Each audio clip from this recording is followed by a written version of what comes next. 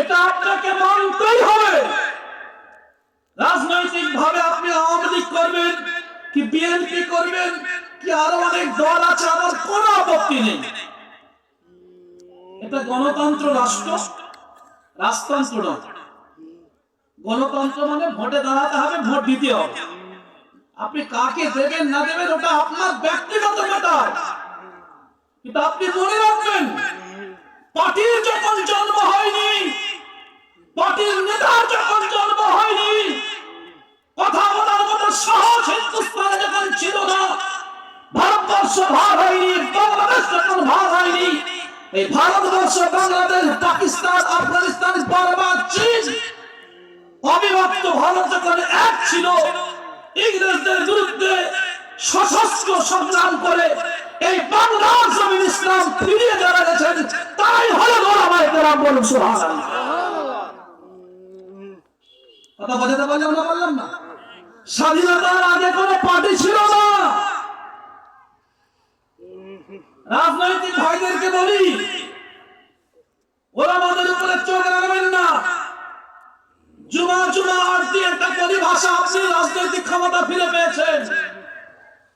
ভারতবর্ষ ভাগ হওয়ার আগে ওলামায়ে কেরাম এখানে ইসলামের জন্য 100 বছর মেহনত করে গেছে।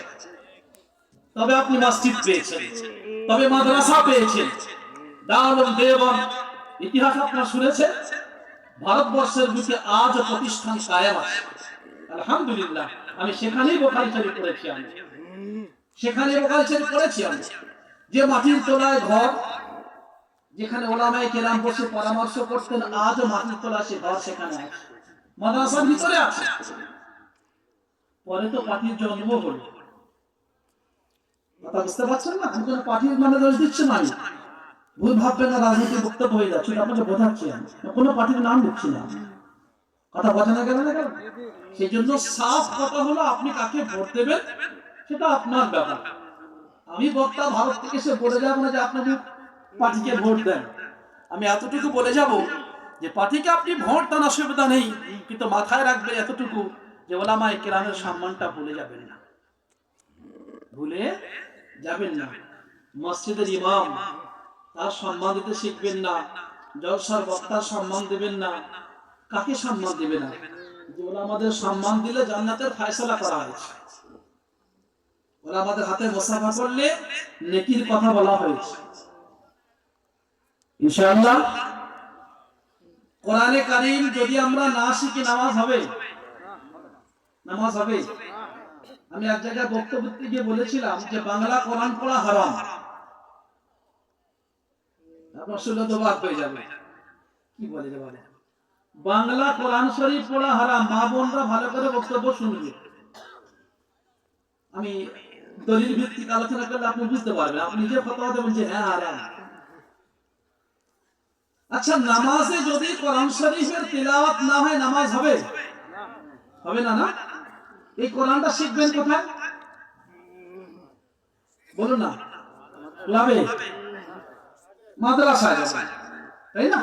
মাদ্রাসা কারা শেখান? ওলামায়ে কেরাম, ঠিক? আচ্ছা, আপনার এই স্কুল কলেজের মাস্টাররা ডিউটি কতক্ষণ করে? এখানে নিয়ম কি আছে জানি না, বেলা 11টার সময় তো মনে হয় আসে, আর বিকাল 5টা চলে যায় নাকি? এটি গুনে বলুন না, ঘন্টা হচ্ছে?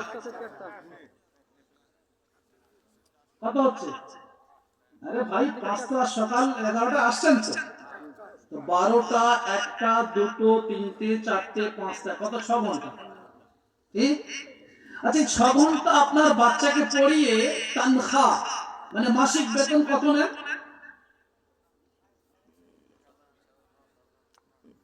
স্কুলের কথা বলছি, ইউনিভার্সিটি বলুন বা আপনার প্রফেসর যারা আছেন, 70-80 হাজার মাইনে আছে?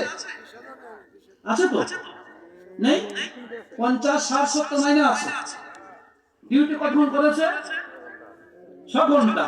তার মানে প্রতিদিন 6 ঘন্টা ডিউটি করে মাসের মাইনে আমি এদিক ওদিক ছেড়ে দিয়ে 50ই ধরি, আমি 50,000 টাকা। আচ্ছা, একজন আলিম যিনি মাদ্রাসা পড়াচ্ছেন কতক্ষণ ডিউটি করেন জানেন? কতক্ষণ? আপনি বললে আলেম বলে বলছে, কতক্ষণ? ও যুবক, আমি শুধু তোমাদের ব্রেন দেখা ব্রেন খুলে দিচ্ছি আমি ব্রেন। এরা খালি বলে বলে আমরা